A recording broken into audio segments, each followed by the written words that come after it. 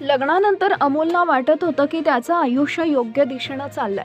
नेहा त्याच्याशी नीट वागायची, घर सांभाळायची आणि सगळ्यांसमोर आदर्श पत्नी असल्यासारखी दिसायची. तिच्या शांत स्वभावामुळं अमोलला कधीच संशय आला नाही. तो तिच्यावर पूर्ण विश्वास ठेवून होता. पण नेहाच्या मनात मात्र वेगळंच वादळ चालू होतं. लग्न तिच्या इच्छेनं झालेलं नव्हतं. घरच्यांच्या आग्रहामुळं आणि नंतर सगळं ठीक होईल या समजुतीवर तिनं लग्न स्वीकारलं होतं.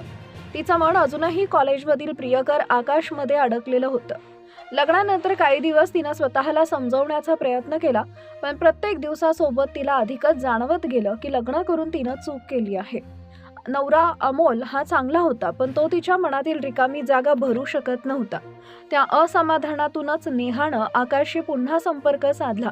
सुरुवातीला साध्या गप्पा, नंतर जुन्या आठवणी हळूहळू मनातील खंत शेअर होऊ लागली. नेहाला वाटत होतं की ती फक्त बोलतीये, काही चुकीचं करत नाहीये, पण प्रत्यक्षात ती अमोलचा विश्वास मोडत होती.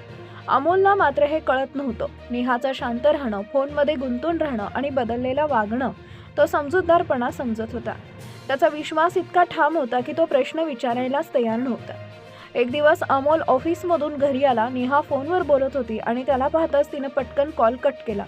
तिनं आई होती असं सांगितलं. अमोलनं काही विचारलं नाही, पण त्या क्षणापासून त्याच्या मनात संशय निर्माण झाला. काही दिवसांनी रात्री उशिरा नेहाच्या फोनवर मेसेज आला. स्क्रीनवर दिसलेलं नाव पाहून अमोल हादरला. आकाश. त्या रात्री त्यानं तिच्या फोनमधील मेसेज वाचले. लग्न करून चूक झाली, तुझी आठवण येते, हे आयुष्य माझं नाही. हे शब्द त्याच्यासाठी असह्य होते. सकाळी अमोलनं शांतपणे नेहाला समोर बसवलं. राग नव्हता, दुःख होतं. त्यानं तिला विचारलं, मी तुला सुखी ठेवू शकलो नाही का? नेहाकडे उत्तर नव्हतं. तिनं मान्य केलं की ती गोंधळलेली होती आणि चुकीचा मार्ग निवडला.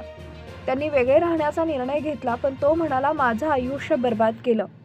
खरंच लग्न करू नका, असं डोळ्यात पाणी आणून तो म्हणाला.